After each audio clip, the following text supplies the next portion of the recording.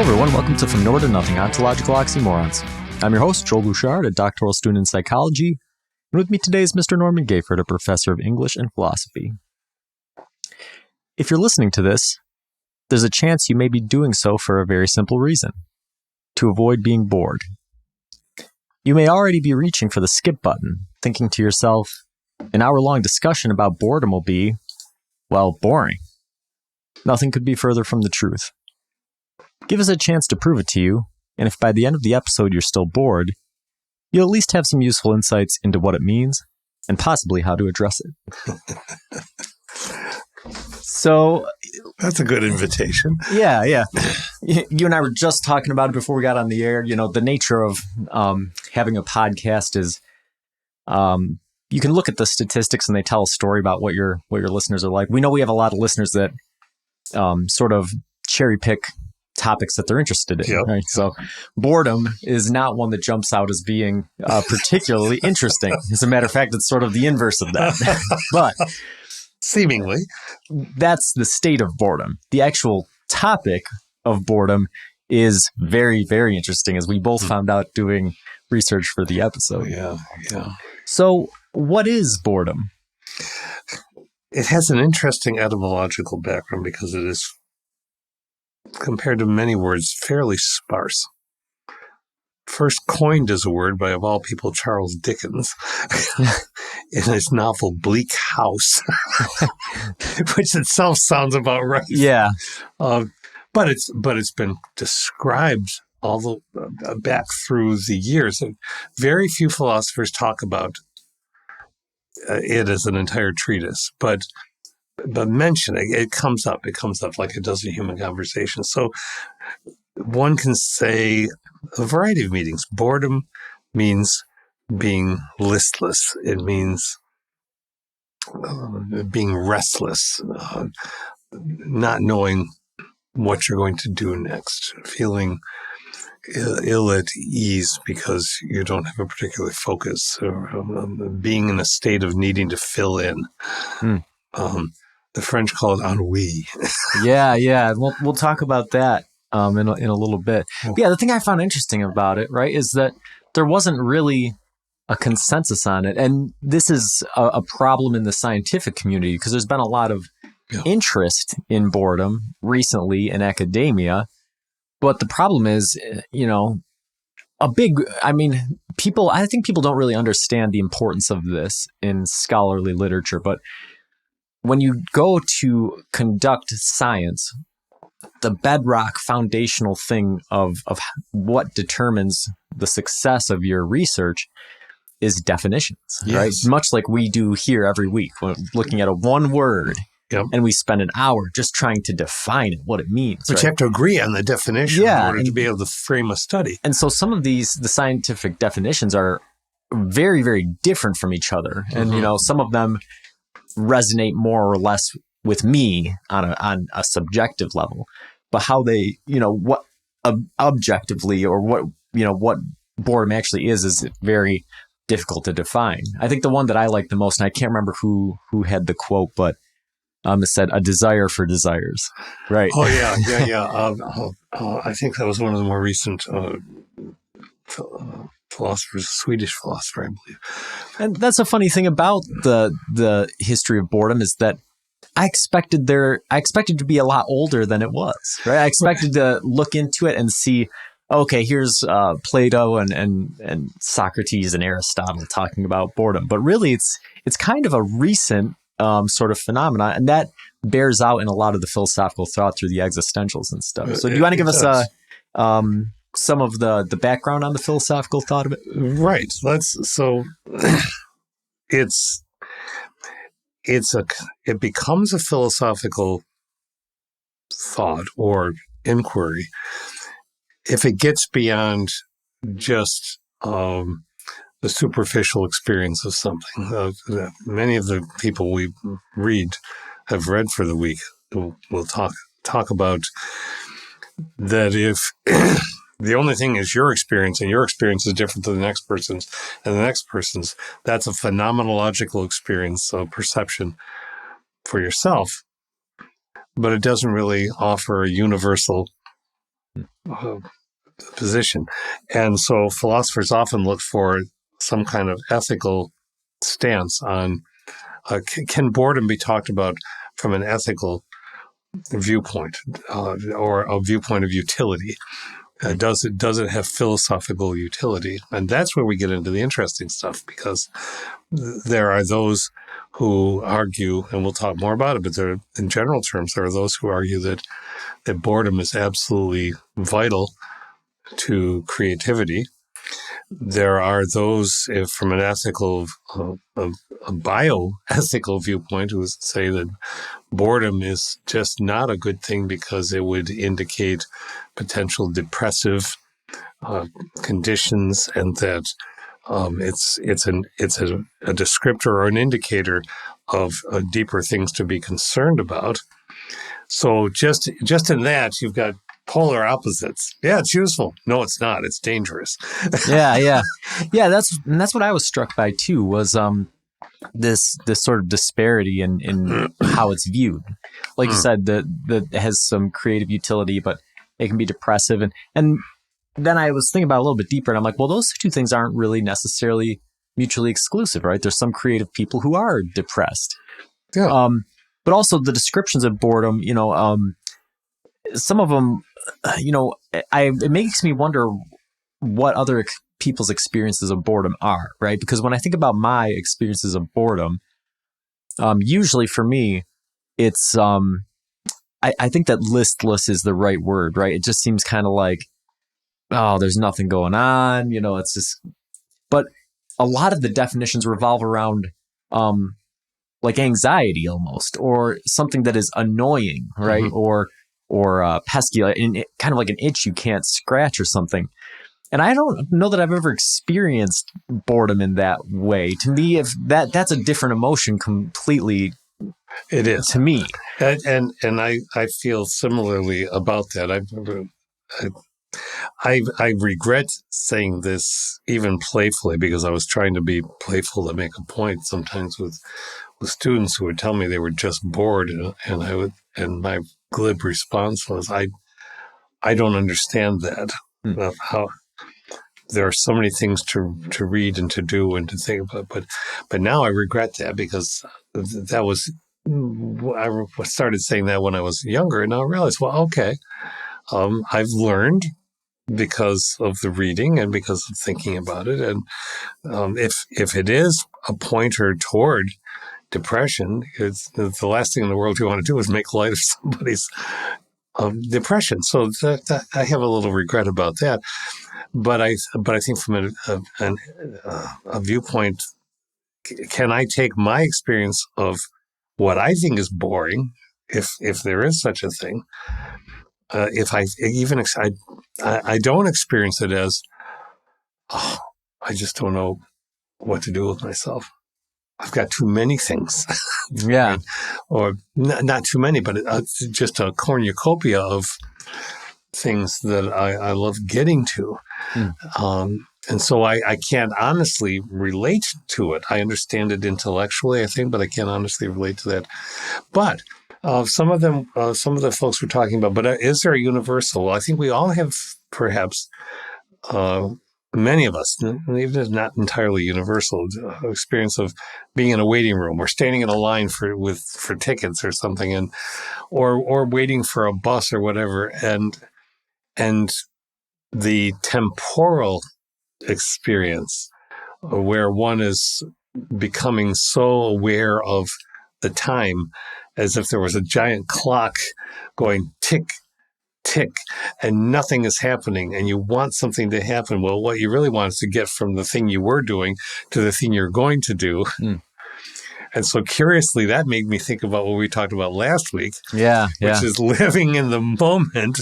And the moment when you're waiting to get a ticket or something can very easily make you itchy, unless you start people watching and start listening to what other people are doing, and then just you can lose yourself in that.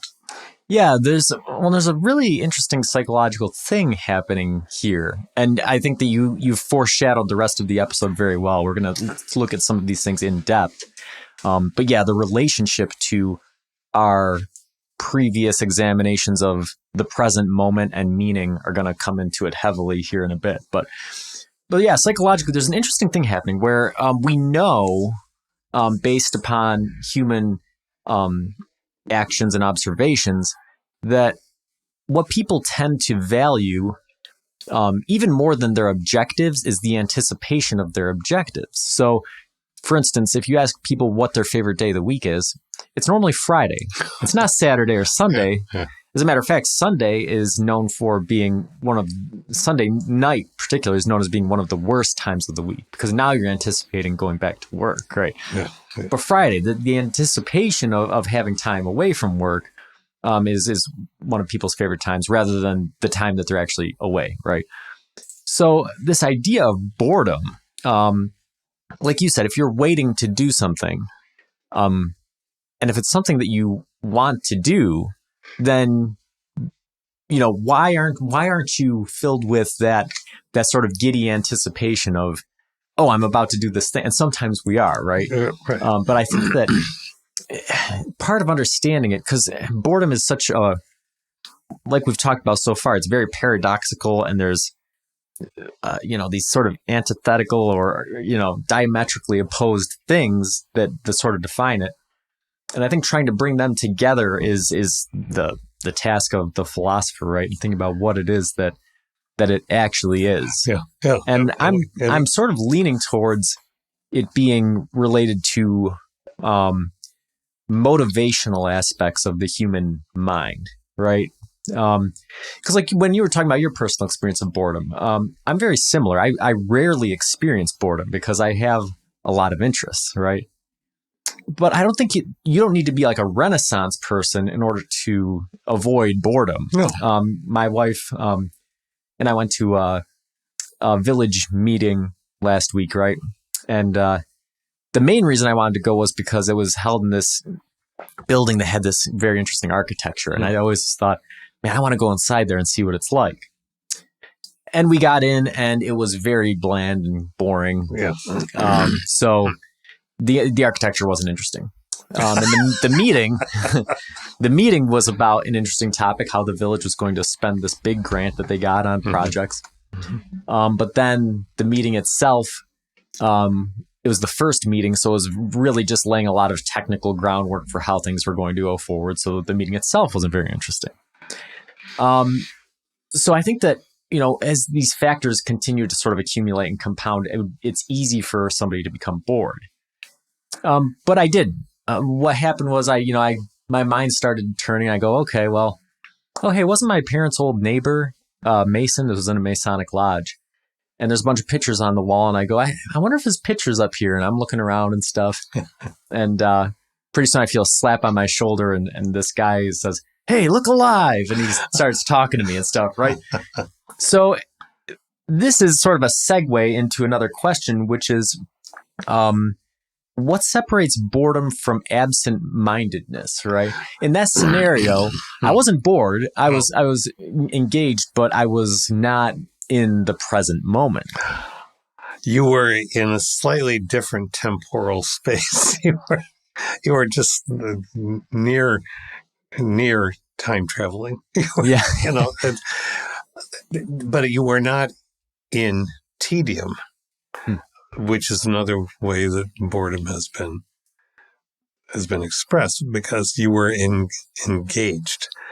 Now, Heidegger who wrote about this deeply,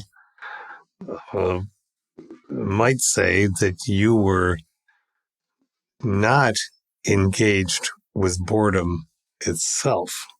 The indicator there is that you would be realizing that nothing really matters. That there is, when you're in a complete state of boredom, you maybe again paradoxically, you realize the there-ness of things, the present of things, the objects that are there, but nothing's happening with them. So it's almost as if time stops or slows way down, but not in the same way as being in the moment and engaged in the ways we were talking about, like with Henry Miller last week. Yeah. And so that's where the question gets interesting, right? Because I think that, some of the research I was doing, when I was talking about boredom, a way that it was defined was essentially being uninterested in the present moment, right? And I think that's probably an accurate description of what I was experiencing in the Masonic Lodge, right? I was in a boring environment. The stimuli, the environment was boring. The stimuli was boring. So since the present moment was uninteresting to me, I abandoned the present moment. Yes. Yet my engagement cognitively, is that different from boredom, or is that just a different manifestation of it? I think it was a ricochet. I've not heard any of the writers. I've not encountered this metaphor or analogy, but I'm going with it just to see what happens. You bounced against the hard wall of boredom and ricocheted into saying, "I'm not going to be bored," and found something else that engaged you. I say that's why I don't think the appearance of absent-mindedness is boredom. I don't think absent-mindedness is boredom, because there's still that absent-mindedness. It sounds like you're saying the mind is absent. It isn't. It's that the mind is something somewhere else than anybody anticipates and anybody thinks. And the mind is not in order the way people want it to be in order. Yeah. Your mind shouldn't. It's like taking your dog off the leash. Your mind has gone somewhere else. That doesn't mean you don't have a mind. Right. And the dog will ricochet against something and come back to you too, like a boomerang. So I don't think absent-mindedness is boredom. Yeah. I tend to agree with you. But yeah, when you get into parsing the details of it, it becomes hard to sort of separate. Did you read about Solomon? Did you read the passage of? Did you read it in the Internet Encyclopedia of Philosophy? I did. I didn't get through the whole entry. There's a section on Ecclesiastes in the Bible, and he makes a marvelous case. Is that the writer of the piece says, well, Ecclesiastes is not an analysis of boredom, but it is one of the most classic expressions of what it is like to be bored. And it started going to all kinds of lines. Vanity of vanities, all is vanity. The eye is not satisfied with seeing, nor the ear with hearing. All I labored to do was vanity and vexation of spirit. I hated life because all my work was grievous to me. And the writer says, this sounds like a pretty bored person. Yeah, it really does, right? So it's not an analysis of boredom, but it's a description of boredom. Yeah, for sure. Because, I think that's right on. And this takes us back to the Henry Miller quote from last week, right? Yeah. And what he says is essentially, no matter how small or simple or boring, essentially, something may be, if you start to examine it, it's suddenly not boring. But why is it not boring? It's not necessarily the thing in itself. There we go with that word, right? Mm-hmm. The blade of grass, the thing in itself, might not necessarily be the subject of interest, but it's the way in which your human mind has started to manipulate it, right? Started to consider the components of it. Green, the color green, which is an abstract phenomenon. We've done an episode on color, and we've talked about whether or not it even exists, mm-hmm. right? Mm-hmm. Or whether it's a human construct. I think in this case, it's helpful to think of it as just a human construct, right? Because this idea of green might be something that we made up, that we're attributing to the grass, that doesn't exist, but it's part of what makes the grass very interesting, right? And so I think that is a fascinating, absent-mindedness is a fascinating look into the ghost into the machine, right? Mm-hmm. So many times we like to think of our brain as computers, but we know that that's a faulty analogy, because computers don't just mind wander, right? you know, Although ChatGPT seems to be doing a lot of illusioning lately. right. But, you know, I don't think that Hallucinating. That's the word. Yeah, I don't think being absent-minded is the same as the screensaver coming on, right? I think that there's, well, and it's not even just an idle postulation. We know that there's important things happening in the brain in the default mode network, which is this part of your brain that actually becomes very active when you are not goal-oriented, which is another way of saying that you're bored or absent-minded, right? If you don't have a goal, you're not actively pursuing something, there are actually parts of your brain that become more active, and they're associated with daydreaming and all these other sorts of activities. Yeah. So earlier you mentioned the French conception of ennui. Is that right? Ennui. Ennui. Yeah. How does that relate to our ideas about boredom? Well, ennui, it transformed as rather rapidly in literature and culture. So there was a point at which ennui became a studied or a affect that one put on because one was of a certain class. And so the life is too dull. I've got to find something. And that, that led to an artistic phenomenon movement called decadence. How far can I drug myself out on absinthe? How strange can I behave before it totally goes over the edge of anyone's possible acceptance? And if I go over that edge, I've broken new ground. That kind of thing. But that starts with I'm bored. I can't help. The moment you suggested the topic, the first thing pop culturally that came into my mind was one of my least favorite science fiction movies at the time, although I was being priggish when it first came out, and so I have a much better sense of humor about it now. But it was Flash Gordon, and it had the Queen soundtrack with it that I objected to. My brother objected to it immensely because it wasn't symphonic the way science fiction was supposed to be. I was just too caught up in myself back then. But the very first thing that happens is this imperious voice saying, "Clytus, I'm bored.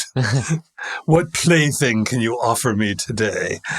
And so this is Ming, the Galactic Emperor, and his servant Clytus says, "Oh, a small planet sort of on the periphery. It's I'm paraphrasing, but its inhabitants call it Earth." It's like and then Ming starts causing all kinds of disasters on Earth just by pushing buttons to enjoy it. So it's a statement on early video gaming. It's a statement on immediate gratification. All those things, but the idea of ennui is that kind of affected.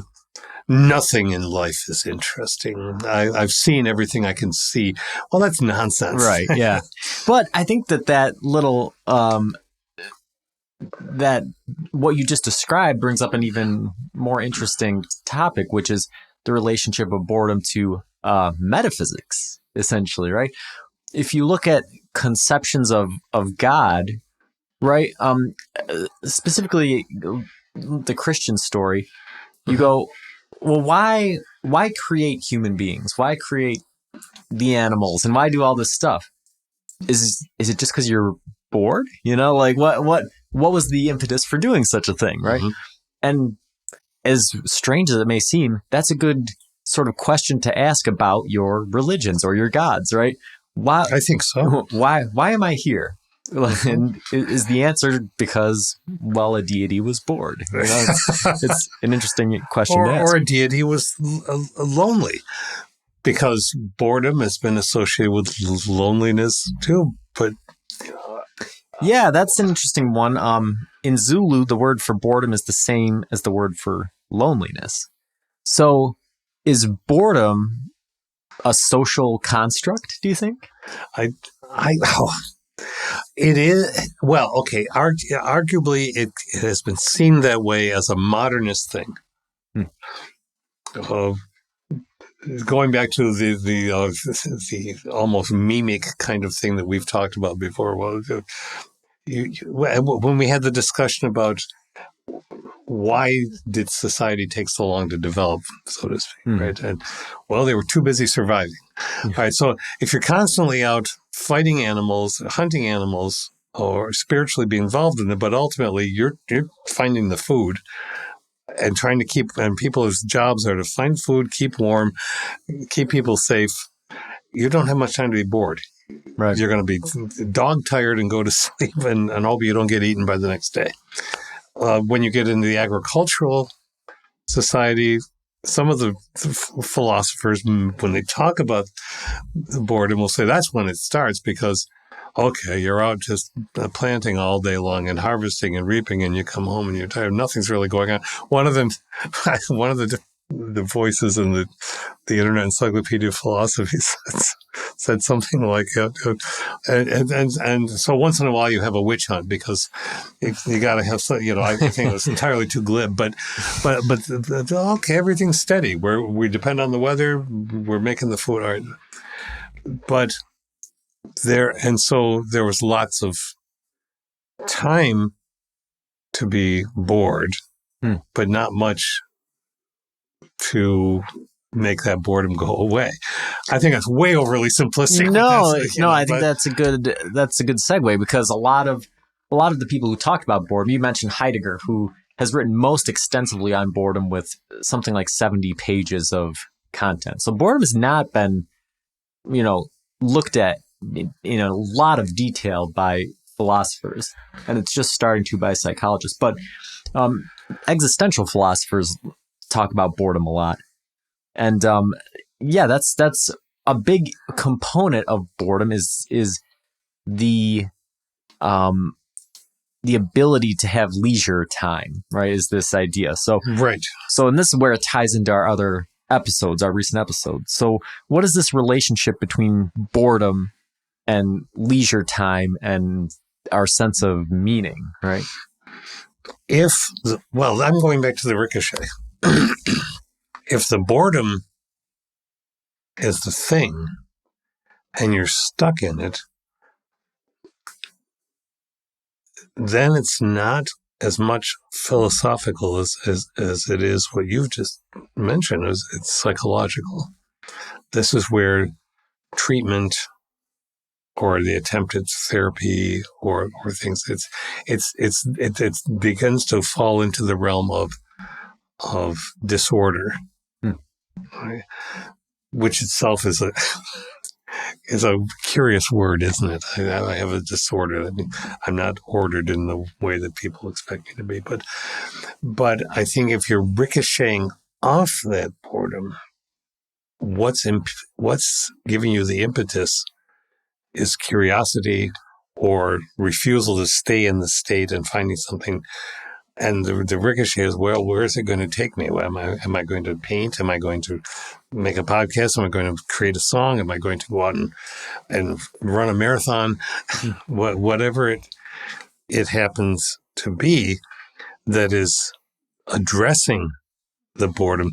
So if the boredom is a temporary state, the implication philosophically seems to be that if it's a state that people recognize as a condition of how a society is ordered, then it might be necessary so that more creativity can happen or fresh thinking can happen. It might just be that that zone where you were in free fall after having accomplished something, and now you're looking for the next thing to accomplish. It might be a running away. Yeah. And this is where it gets, we're back to looking at, when we were talking about absent-mindedness versus boredom, I think there's a whole host of emotional or psychological states that overlap with this idea of boredom, right? Because whereas we absent-mindedness or daydreaming tends to be engaging, but in a different temporal state, right? You're looking at your memories in the past, your anticipations of the future, imagined conceptions or investigations of nature or whatever it may be. But a symptom of major depression is boredom, like we mentioned earlier, right? But is it, or is that similar to absent-mindedness, where it's not boredom itself? Because, for instance, I'll use an example, right? Because I think that an illustration might be easier to understand. So I meditate in the morning, first thing in the morning, right? My alarm goes off and I do a 10-minute meditation. How that meditation goes varies, right? If I've slept well and, things are going good, I tend to do a pretty good job. If I know that as soon as I get to work in the morning, I'm going to have 7 different tasks to do and it's going to be overwhelming, then the meditation tends not to go well because my mind is preoccupied with those thoughts and I'm constantly having to banish those thoughts, and then, of course, the idea of meditation is not to empty your mind, but to let thoughts come and go. Mm-hmm. And so but my meditation is consumed with these thoughts coming in and then an inability to let them go. To me, that is more representative of major depression, but that isn't boredom to me, right? I think that boredom is, I hate to equate meditation with boredom, but I think boredom is more that state of being unable to grasp a singular thought, or having a thought come and letting a thought go because you're uninterested in it.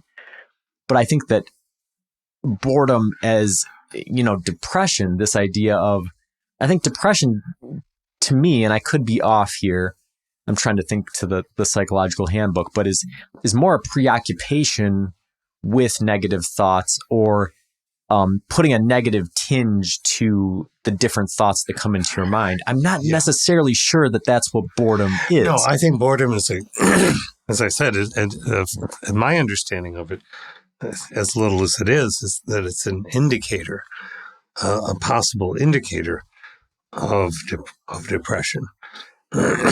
Doesn't have to be, but in concert with other indicators, might be so.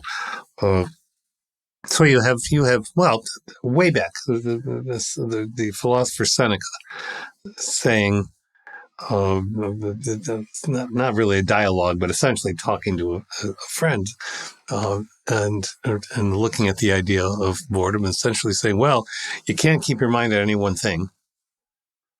And then you're just lolling around and yawning and, and both of those things are boredom. And neither of those things are good. So that's more of that moralistic, if you aren't busy, there must be something wrong. And then you get sort of idle hands. What's that? My grandmother used to say this all the time. Idle hands lead to the devil's work, or something like this. Which is itself comes from the religious categorization called acedia, which was the sloth-like state of in which monks and priests and or inhabitants of a monastery would sometimes be accused. You're not doing God's work. You're just sitting around. Terrible, sinful. You can't be sitting around. As if sitting around in and of itself just sometimes doesn't have a use, but it does have a utility. You have to what do we talk about? I think all the metaphors we use, we gather our thoughts. We have to put ourselves back together again. As if we're Legos. We've just been devastated by something, because we do get devastated by something.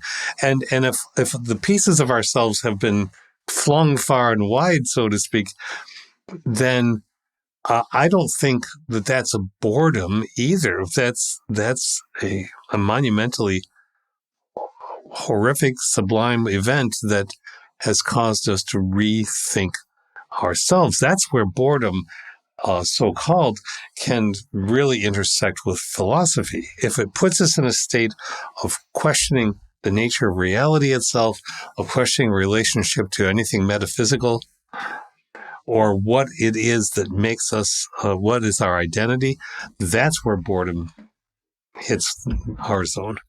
Yeah, yeah. Maybe it'll help if we look at it bit by bit. So, relationship to boredom and time, right? So I'm, as I mentioned in my illustration earlier, right? I'm a bit of a space cadet, right? So, you might find me and I might be staring off in the distance and, kind of looking, and you might say, am I boring you? Right. And I go, oh, no, I was just thinking about something else. Right. The same way somebody might be depressed. And so they're acting a little bit listless, and you might ask them, am I boring you? Right. So this relation of boredom to the present moment, I think is more complex, right? Because I think that absent-mindedness or daydreaming, right, is an escape from the present moment. And maybe not even escape, but again, you're looking at, I think, I think the brain is trying to determine what is the most interesting thing at this moment, right? And the thing that's interesting about the brain is that it's not confined to the space or time that you are in, right? And so the space or time that I'm in may not be boring. There might be interesting things. It's just not the most interesting thing, right?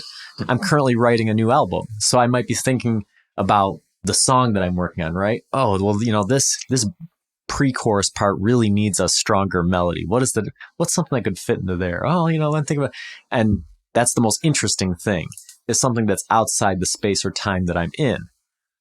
I think that boredom is almost, it's juxtaposed to that, in that I think that in boredom, you're almost trapped in the present moment, right? I think that rather than being outside of the present moment in boredom, you're trapped in it. You can't escape it. Yes, that's good. That's a start. You're trapped in the present moment. And in that present moment, referring to the title of our podcast, you're essentially nowhere, and you are essentially perceiving nothing. In other words, Pascal would say that you are encountering nothingness, meaninglessness. Had a nice discussion about meaning, but in that entrapped moment of boredom, there is nothing. Whereas if you're in the moment, you leave when you want to, or when somebody pulls you out of it, however that happens, but you are entranced with something so much and taking it all in. But that implies there's a lot to take in. The boredom implies that there's nothing there. It's meaningless and it's empty. So the moment is the moment, but if you see nothing in it, then you're bored. Yeah. I think that daydreaming, or being absent-minded, you're still in the moment. The moment is just not in the space or temporal time that you are physically in, but you're still experiencing things in the moment. Whereas boredom is, like you just said, it's this idea of being trapped in the present moment, of not perceiving anything. And so that brings us to the meaning. What is the relationship of boredom to meaning? And, I'm trying to think if it's, thinking about meaninglessness, and I think that's the way Kierkegaard and some of the existential philosophers went, is that boredom is this sort of perception of existential dread, right? The absurdity of life, this idea the that sickness, the illness, the nausea, that's the word that Sartre used, and Camus. The Sartre had a piece called Nausea, when you're the sickness of realizing that there is no meaning. But then, according to some existentialists, you make your own meaning. You embrace yourself. Yeah. And so this is where, I think in the universe. I think that's a very legitimate and intriguing point of philosophy, me being of a psychological background, I step back from that a little bit, and I tend towards thinking of the relationship of boredom and meaning as an attentional disorder, right? An attention deficit, right? So if you are going about as a functional human being, right? Going about your day, your attention is occupied by different things, right? Whether it's in the space and time that you're in, or you're daydreaming, right? Something that you're projecting into the future or reminiscing about the past or whatever you're doing. If you're bored, then it's almost as if your attention can't find something to rest on. And I think that's different. There's different manifestations of that, right? If you have too many things for your attention to rest on, you might feel overwhelmed or anxious or giddy, depending on the emotional component that goes along with whatever that feeling is. But if there's nothing that you can find to put your attention on, I think that is boredom, right? Okay. And I think that where that dovetails a little bit with the modern conception of boredom, right? This idea of it emerging in modernity is because, as you put quite well earlier, if you are a prehistoric human being, you don't have any leisure time, right? Your attention is always taken up with food, with security, with shelter, with the the base of Maslow's pyramid, right? Right. Whereas, you as soon as you become an agricultural society, what are you going to do? Sit around and watch grain grow? Like, it doesn't really capture your attention, right? Yeah. So this idea that boredom can slip in, definitely becomes prevalent. And then so modernity, it's a difficult thing to sort of conceptualize, but I think that the peak, boredom should have been more prevalent during the Industrial Revolution, from that time onward, the Enlightenment onward. But I think what's happened in, the 21st century specifically, right, is with the development of technology, we have leisure time like we did before, but I think that the attentional system has sort of been hijacked in a way that now boredom occurs in a much smaller space of attentional ambiguity than it used to, right?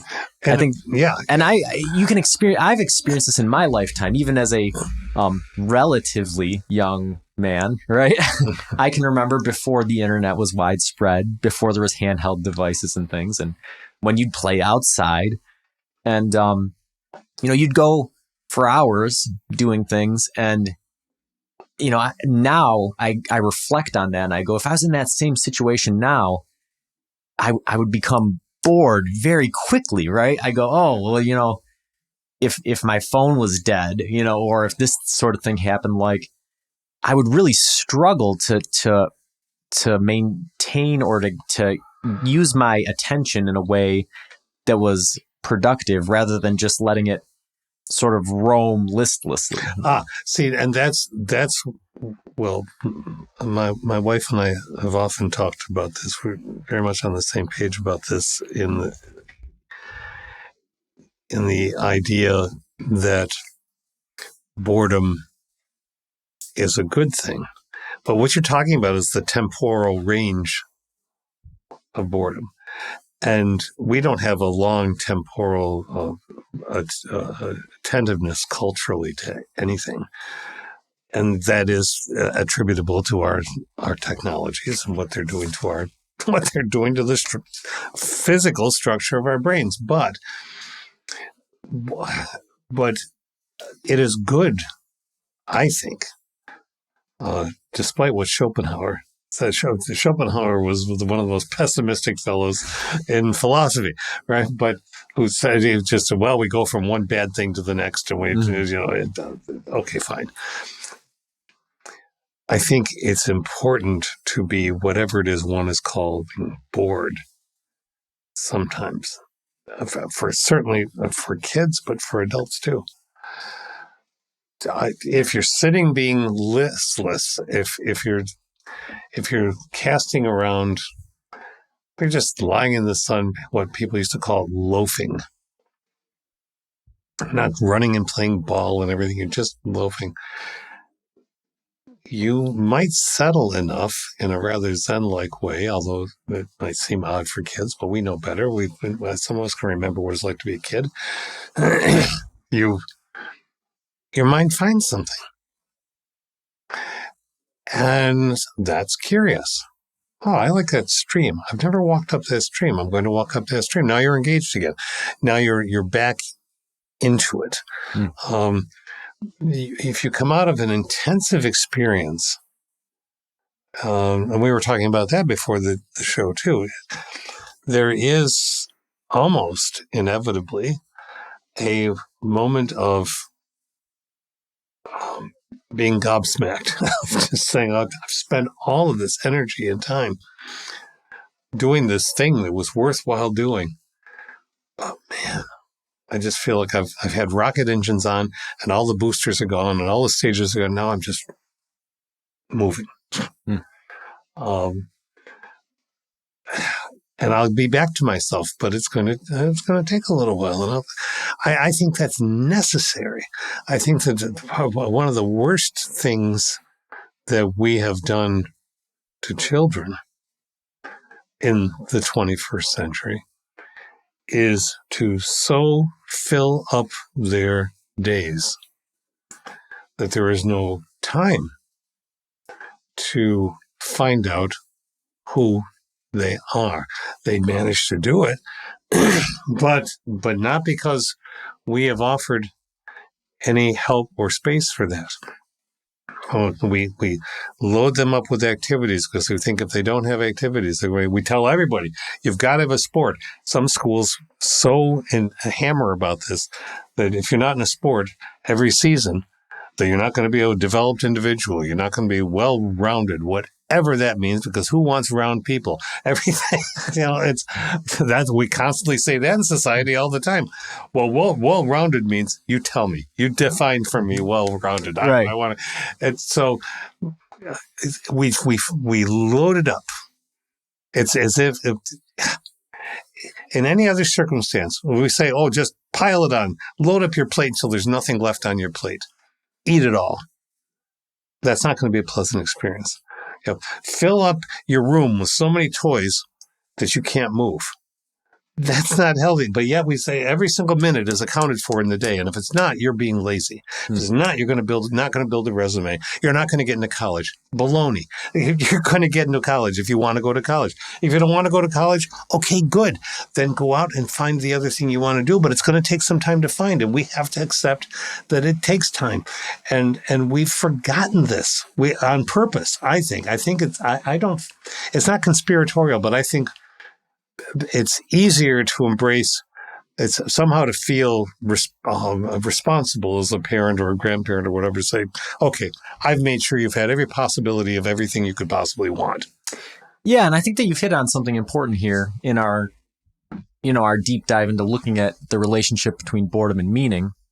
I sort of postulated that it has to do with attentional systems in the brain. The ability to be attentive. Yeah, and then we talked about how in modernity, we have an accounting of time, right? It's an economy, right? And not only is it an economy, but it's an economy where you don't save, you spend every minute, right? Mm-hmm. And I think that this leads into, I think we're getting close to this connection between meaning and boredom. I think that the missing link here is comprehension, right? Which is sort of, it goes along with attention. Mm-hmm. Because there's another weird thing that happens with comprehension, which is we know by looking at boredom, if something is too easy to comprehend, people become bored. But we also know that if something is too difficult for somebody to comprehend, they become bored. So it goes back into this Vygotskian zone of proximal development, right? Where you have to engage an individual's attentional systems in a way that is in a way in which they're able to comprehend it.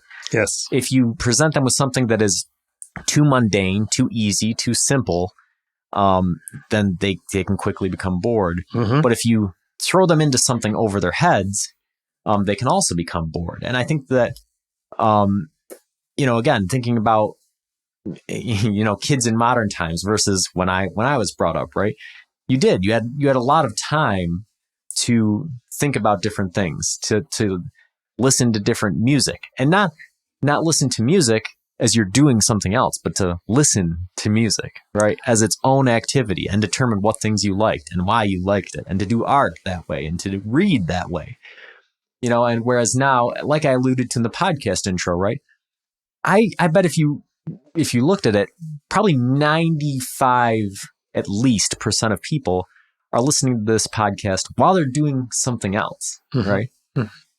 Which is fine. I do that same thing. I listen to podcasts while I'm running or while I'm in the car or while I'm doing whatever. But listening to a podcast while you're sitting and giving it 100% of your attention is a different experience.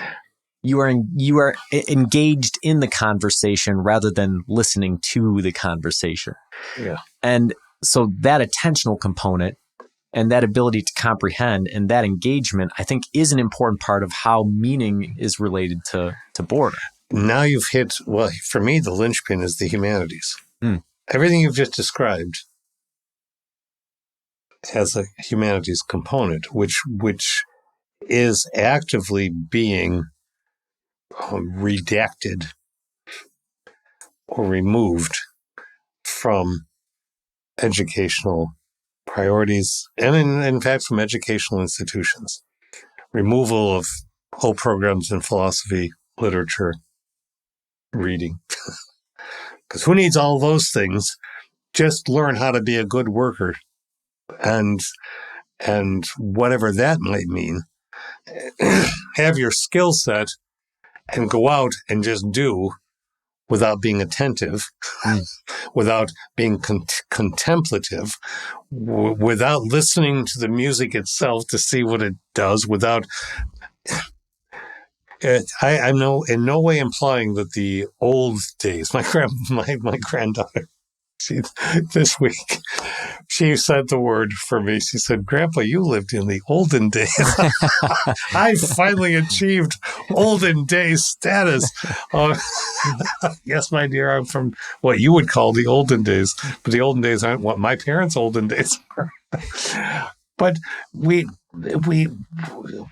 have actively, essentially, are telling people day by day, minute by minute, in education, for instance, a lecture, never lecture. Lectures are being abolished and removed right, left, and center.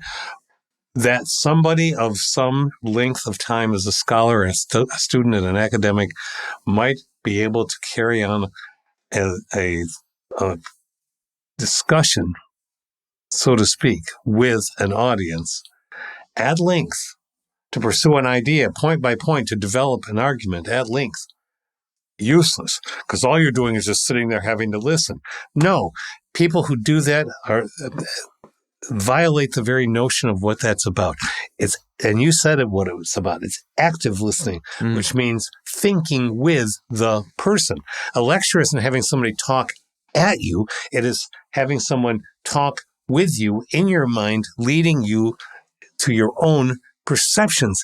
And it has been eliminated.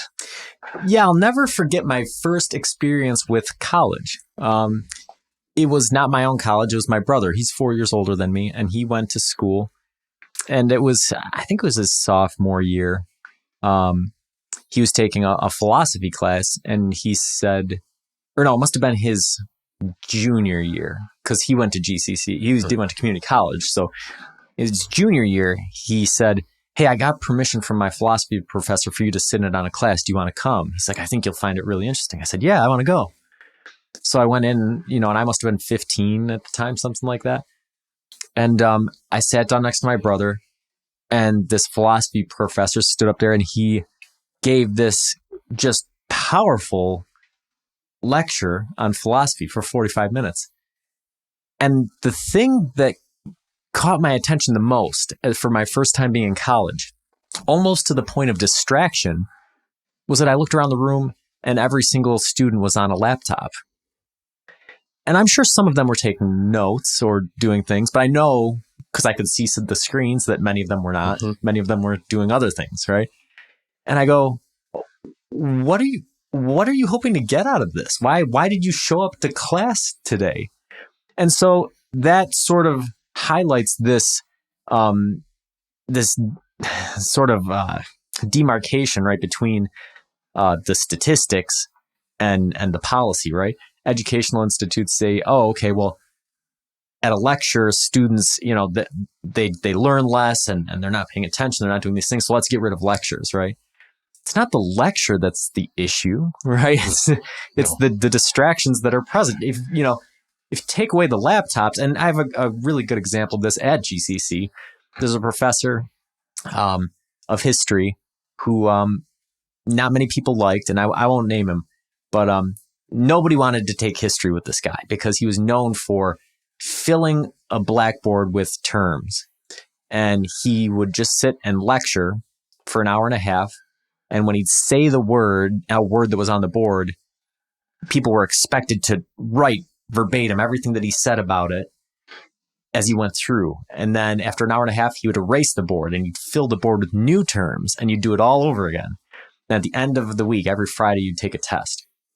And I remember people in that class were just baffled because I was the only student that would go in and wouldn't write any notes. I wouldn't bring a notebook. I would just sit there and I would listen and I would pay as much attention as I could.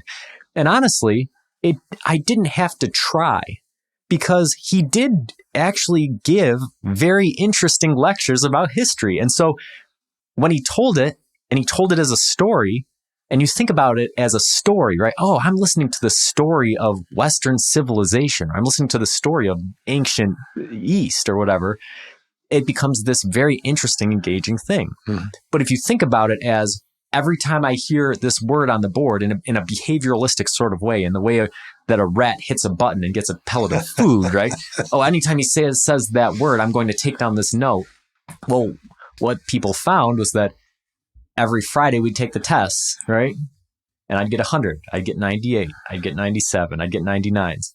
And these people were getting 74, 76s. Nobody was getting even B's in the class. And they go, how do you do it? How do you do it without taking notes? They go, I take my notes and then I go home. Then I write them all on flashcards. Then I have my family quiz me. I go, I don't do any of that. I listen to the class and then on my walk home or my walk to the car, I think about what was said, and I think about how that history relates to where we are now. And I think I just incorporate it into part of my life, part of my story.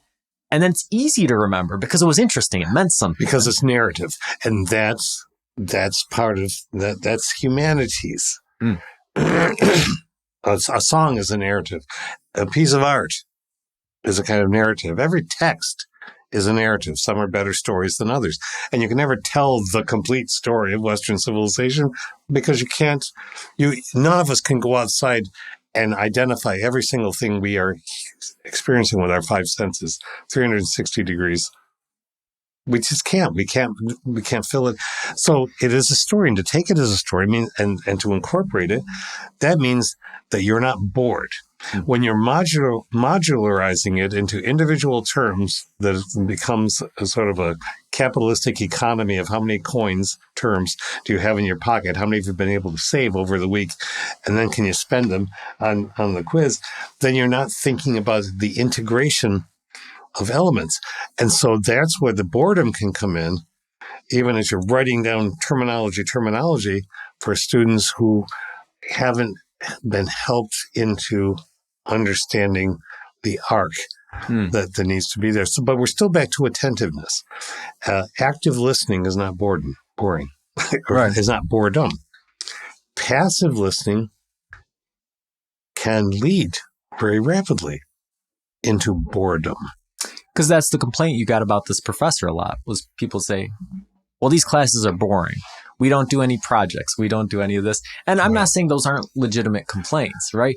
But I think that there is room for both things to exist, right? There's room for somebody to both be a bad teacher, but for somebody else to be a good student and get something out of a class, to learn something. Absolutely.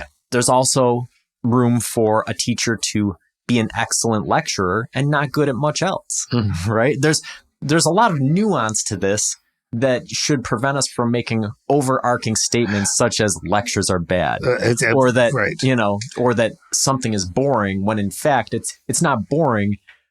You're just overwhelmed because you feel the need to do one thing that spikes your cortisol and your anxiety, which we know is not good for being engaged and being attentive and learning.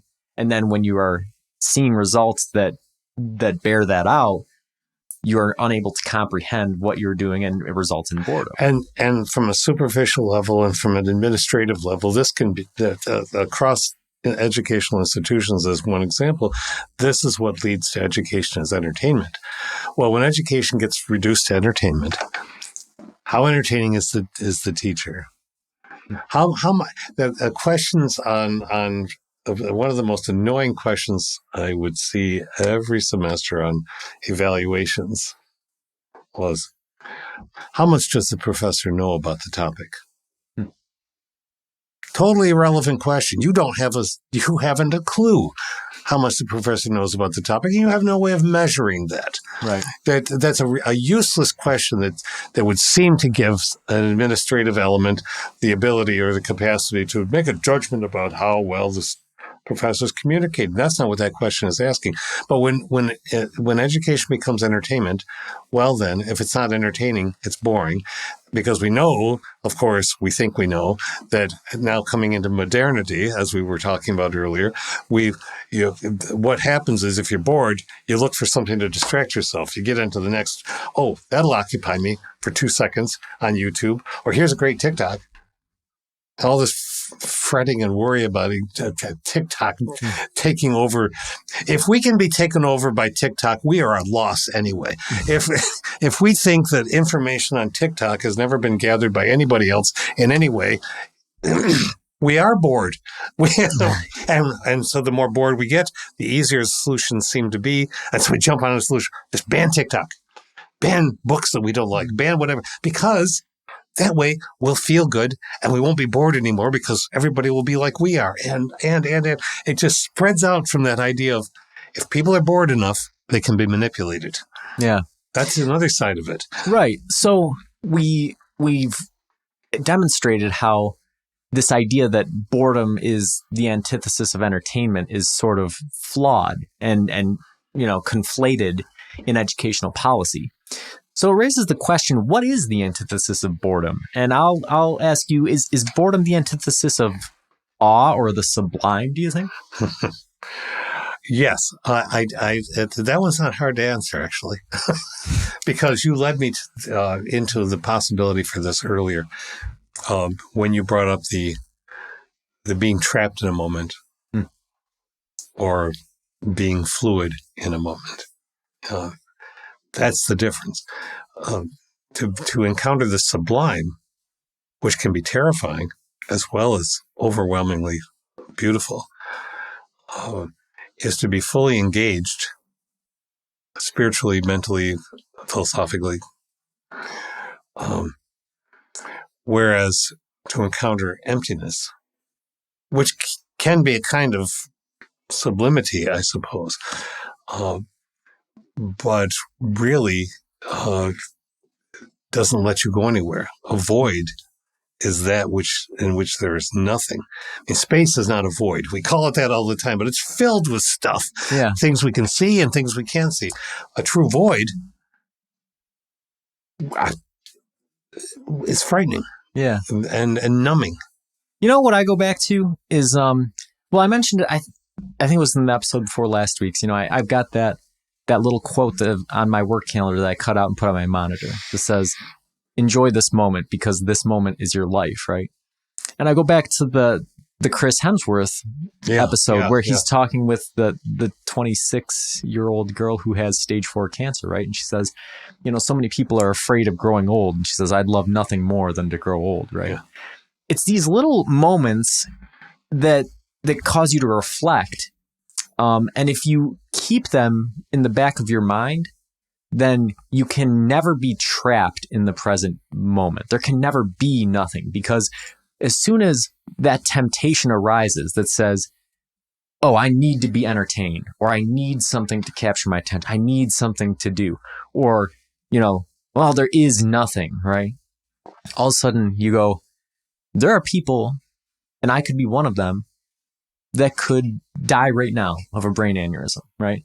There are people who are suffering, right? There's this, like you were mentioning earlier, right? There's this magnificent universe out here that's full of mystery. Everything is mysterious, right?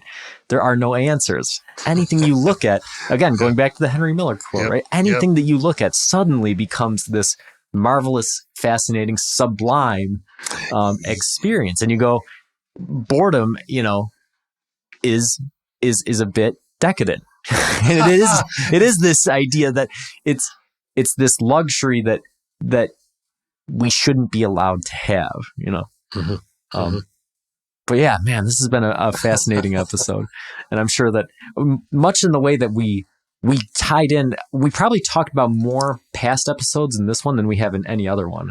I think we touched on probably 10 or 12 different topics we've talked about. I'm glad we're at the point of doing that, because it is interconnected. It's not modular. Yeah, and it helps. It helps flesh out the points when we can refer back to the other things that we've talked about.